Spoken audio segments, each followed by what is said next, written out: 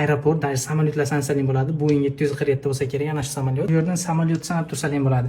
Bu yerda bo'lsa Eco City'ni ana bu yerda amfiteatri, Eco City bog'i, o'ng tomonimizda bo'lsa Eco Tower tushyapti.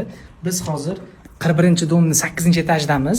Bu yerda men xonadon sotib olganman. 1 metr kvadratini 6 million so'mdan patkulchga sotib olganman. Nima sababdan? Manzarani qaranglar. Bu yerda Eco City, ana bu yerda bo'lsa aeroport, даже samolyotlar sansaling bo'ladi. Boeing 747 bo'lsa kerak, ana shu samolyot. Bu yerda polniy patkulch topshirishadi. Dilmurod aka degan quruvchi quryapti. Pastda telefon raqamlarini qoldiraman. Adashmasam 4 ta yoki 5 ta uy qoldi. Bemalol pastdagi telefonlarga aloqaga chiqishlar mumkin. Subsidiyasi borlarga boshlang'ich to'lovsiz qilib berishadi.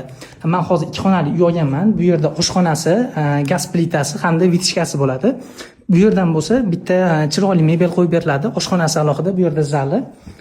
Bu yerda bo'lsa sanuzelda, vanna tualeti. Bu yerda bo'lsa spanisi bo'ladi. Vit qaranglar. Men bu yerda 8-etajdan olganman. Bizdan tepada yana bitta etaj bor.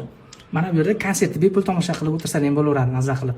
Даже kim ashula aytayotgani ko'rinadi. U yoqda bo'lsa nechta samolyot borligi ham ko'rinadi, bor aeroportda. Bemalol aloqaga chiqinglar. Dilmurod akaning nomerini pastda qoldiraman. Gaplashsalaring, naqd pul olmoqchi bo'lsangiz, naqd juda ham arzonroq qilib berishadi. Subsidiyasi borlarga bo'lsa boshlang'ich to'lovsiz qilib berishadi. Pastdagi nomerga aloqaga chiqinglar.